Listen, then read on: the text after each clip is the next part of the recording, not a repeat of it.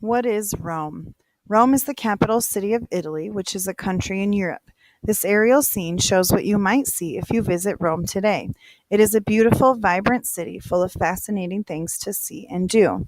Here is something that thousands of people travel to Rome to see every year. Does anyone know what this is? It's called the Colosseum. When you look at this picture, you might ask yourself another question. What was the city of Rome like a long time ago? After all, this building does not appear to be new or in very good condition. That is because it is almost 2,000 years old.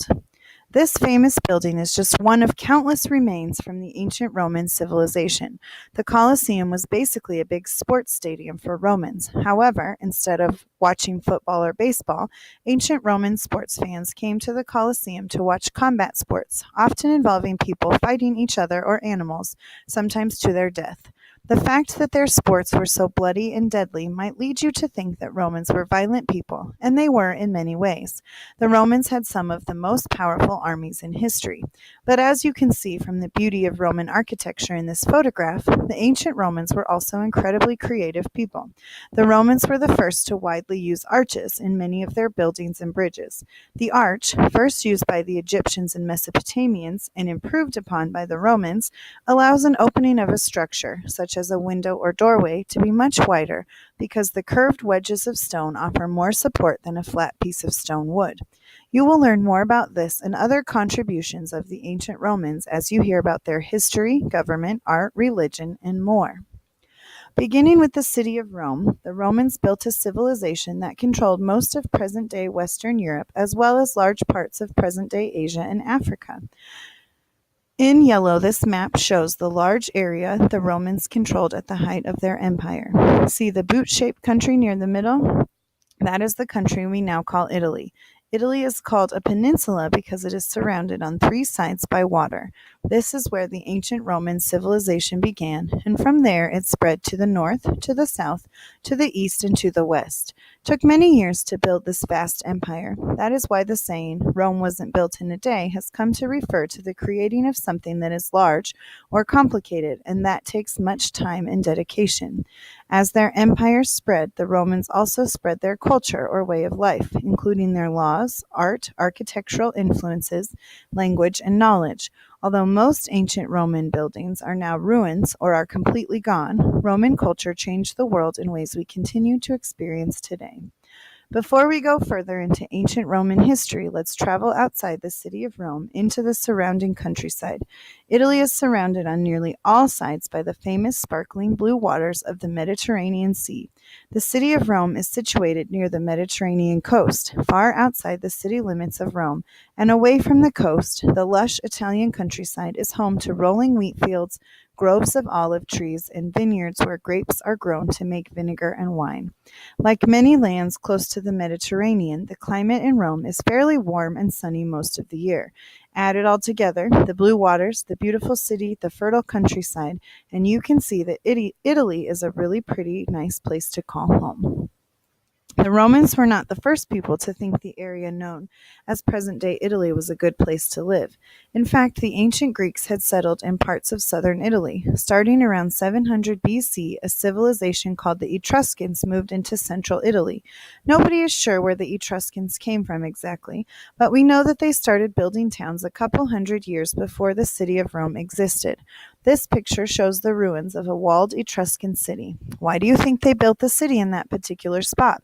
Looks like it would be hard to get there, doesn't it? That was the point. Despite its beauty and all that the land and nearby sea had to offer, Italy, and basically everywhere else in the Mediterranean region at the time, could be a dangerous place. The Etruscans weren't the only people living in this region. There was always a chance that another group of people would come along and decide they wanted to call the area of present-day Italy their home, or steal all the resources they could from the people who already lived there. In those times, it was smart to build a city on a steep hill surrounded by high walls for protection from invaders. The Etruscans and Greeks were only two of several groups to settle on the peninsula of Italy. Many of these cultures would essentially be mixed together to create Roman culture. Like other people during that time period, the Etruscans were fond of stone sculptures. In some areas, the hills and mountains have large sections of hard white stone called marble. Ancient Etruscans carved gorgeous sculptures from this marble more than 2,000 years ago. Etruscan art and architecture, such as paintings, sculpture, and building designs, helped shape Roman art and architecture. These are items in a museum today. Like countless other Roman artifacts in museum collections all over the world, an artifact is an object that was created by a person who lived long, long ago. An artifact is like a door to the past. Tools, weapons, jewelry, artwork, pottery, and household items such as dishes or pots are all examples of artifacts that provide clues about people and allow us to see into the past. Artifacts, along with ruins like the Colosseum, roads, and bridges, teach us the way ancient Romans lived, worked, played, and fought. Some of these remains are easy to see, like the ruins that dot the Italian landscape. Others have been buried for many years and continue to be discovered during archaeological digs. Archaeologists are puzzle solvers. They find little clues hidden in the ground, broken shards of pottery, an arrowhead, a few beads, and bit by bit they piece together a story about the people who created these things. This photograph provides an example of one of those puzzle pieces, an early Roman mosaic. A mosaic is a piece of art made of hundreds and sometimes thousands of colorful little stones carefully arranged to create a design. Sometimes a mosaic also includes small glass or baked clay pieces called ceramics.